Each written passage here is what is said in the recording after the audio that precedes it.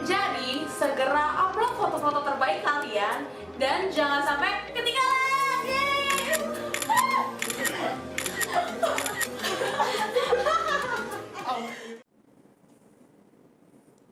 Haleluya, haleluya. Kita bertemu lagi dalam renungan malam Susianib. Sebelum kita mulai, mari kita berdoa sejenak. Ucap syukur untuk kebaikan Tuhan. Mari apa yang Kau mau untuk kami dengar malam hari. Mari berbicaralah Tuhan. Kami siapkan hati pikiran kami mendengarkan firman. Dalam nama Tuhan Yesus Kristus, haleluya. Amin. Haleluya. Malam hari ini kita akan berbicara tentang Daniel. Siapa yang tidak kenal Daniel? Daniel ini adalah satu tokoh Alkitab yang luar biasa. Dari muda Tuhan mengangkat dia sebagai seorang abdi Allah. Bahkan sampai tua dikatakan begitu banyak hal-hal yang dibukakan oleh Tuhan kepada Daniel. Daniel ini termasuk nabi besar yang artinya pelayanannya mencakup sampai akhir zaman. Nabi yang luar biasa. Bahkan dalam pelayanannya sebagai seorang pejabat pun dia luar biasa. Bayangkan saudara, Daniel ini kalau kita baca-baca, raja berganti raja. Tapi Daniel masih tetap menjadi pejabat di kerajaan yang tersebut. Jadi Nebukadnezar dikalahkan oleh lawannya, ada Media Persia, dan digantikan dengan yang lain. Jadi kalau saya tidak salah membaca, ada Raja Nebukadnezar, dia menjadi wakil raja. Ketika Darius, dia pun menjadi wakil raja. Ketika Ahasveros, dia pun menjadi wakil raja. Artinya di segala zaman, di saat kerajaan di zamannya Daniel ada, dia tetap menjadi orang nomor 2 di bawah raja. Sedangkan rajanya berganti, tumbang sana sini, tapi Daniel tetap menjadi orang yang pejabat yang berkuasa. Kenapa? Ternyata ada hal-hal yang istimewa dengan Daniel. Dari muda dia memutuskan beberapa hal yang menyebabkan kehidupannya begitu luar biasa di hadapan Allah.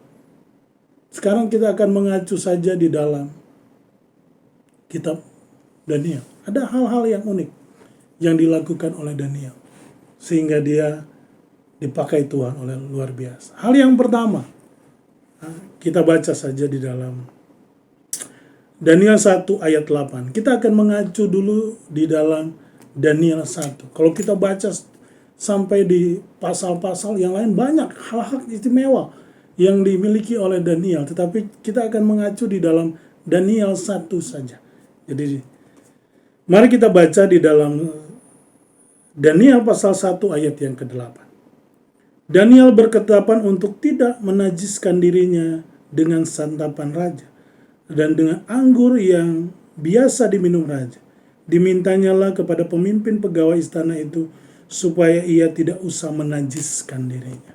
Tuhan, dari ayat 8 ini saja kita akan melihat beberapa hal yang menjadi komitmen Daniel terhadap kehidupannya sehingga dia berkenan di hadapan raja. Kalau kita menelusuri ayat sebelumnya, maka dapat kita di kisah singkatnya adalah Daniel adalah tawanan perang. Karena dia berperawakan baik dan orang muda, termasuk orang yang cerdas, maka mereka direkrut untuk menjadi pegawai raja. sebagai salah satu fasilitas yang mereka boleh makan minum sehidangan dengan raja. Tetapi Daniel ini dan teman-temannya, ada Sadrak, Mesak, dan Abednego, mereka membuat satu keputusan yang lain. Tidak normal pada umumnya, berlawanan arus, tetapi mereka menjadi sesuatu yang lebih baik dibandingkan yang lain. Kita bisa baca itu di ayat 18, setelah lewat waktu yang ditetapkan raja, Daniel 1 ayat 18. Bahwa ditetapkan raja, bahwa mereka sekalian harus dibawa menghadap raja. Maka dibawanya mereka oleh pimpinan pegawai istana itu ke hadapan Nebukadnezar. Raja bercakap-cakap dengan mereka, dan di antara mereka sekalian sekalian itu tidak didapati yang setara dengan Daniel, Hananya, Misael, dan Asaria. Maka bekerjalah mereka itu kepada raja dalam tiap-tiap hal yang memerlukan kebijaksanaan dan pengertian. Yang ditanyakan raja kepada mereka, didapatinya bahwa mereka 10 kali, 10 kali lebih cerdas dari semua orang yang berilmu, dari semua ahli jampi di seluruh kerajaan. Ketika komitmen yang diambil oleh Daniel ini tidak familiar, tidak umum, melawan arus. Orang lain makan sehidangan dengan raja, tetapi dia cuma minta sayur dan air saja, air putih.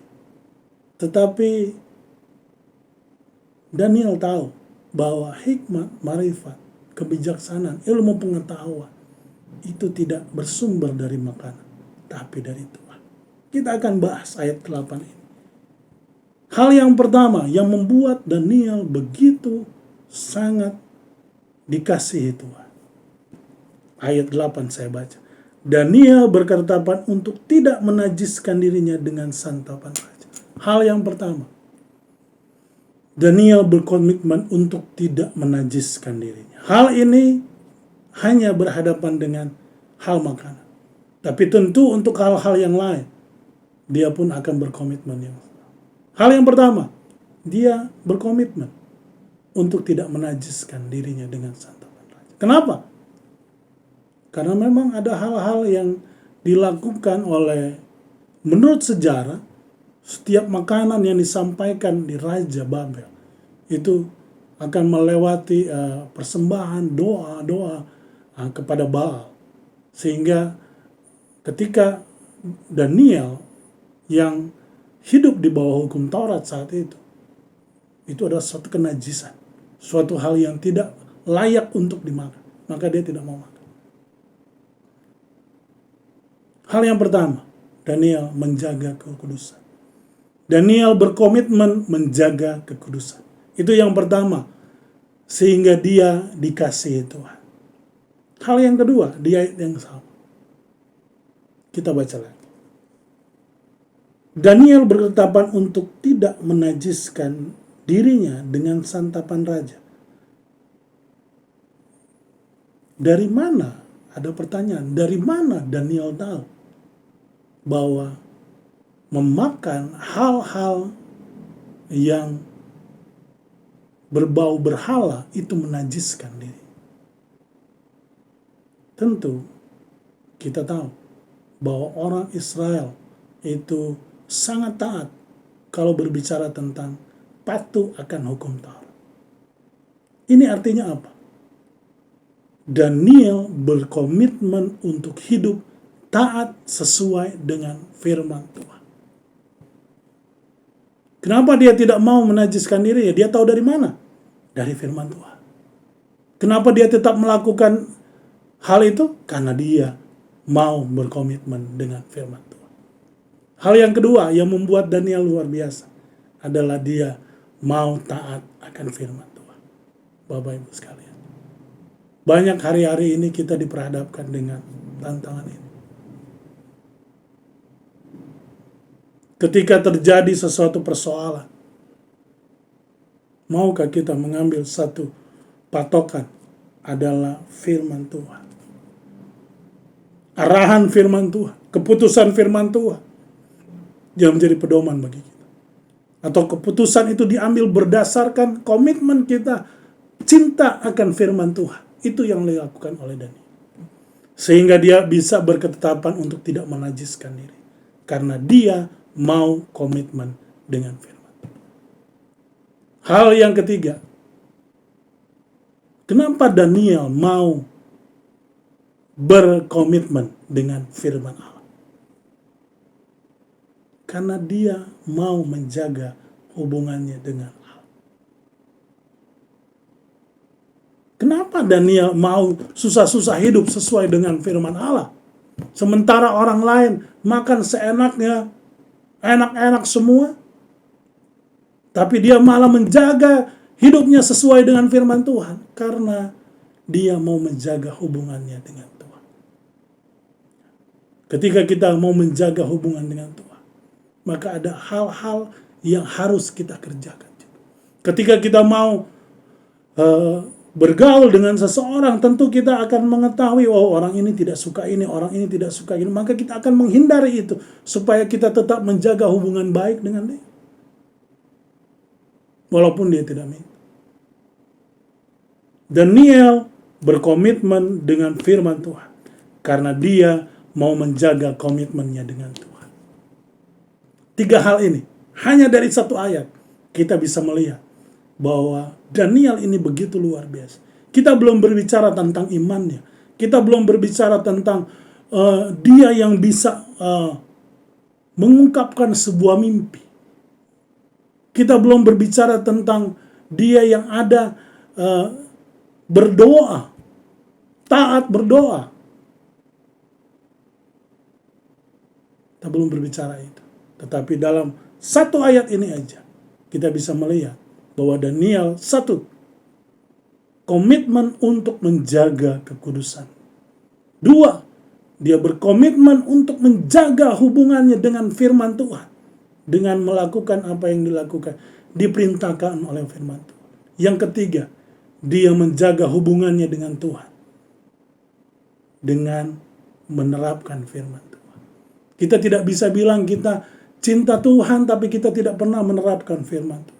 Kita tidak bisa bilang kita anak-anak Tuhan kalau kita tidak turuti apa itu firman Tuhan.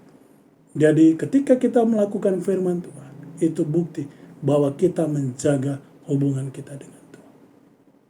Hari ini mari, mulailah dengan berkomitmen diri kita untuk kita tetap menjaga kekudusan kita.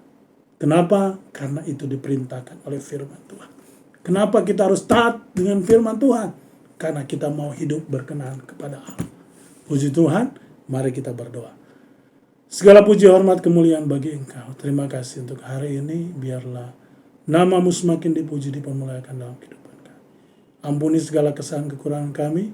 Dalam nama Tuhan Yesus Kristus. Haleluya. Amin. Syosyanim, bangkit, kuat, menang. Haleluya.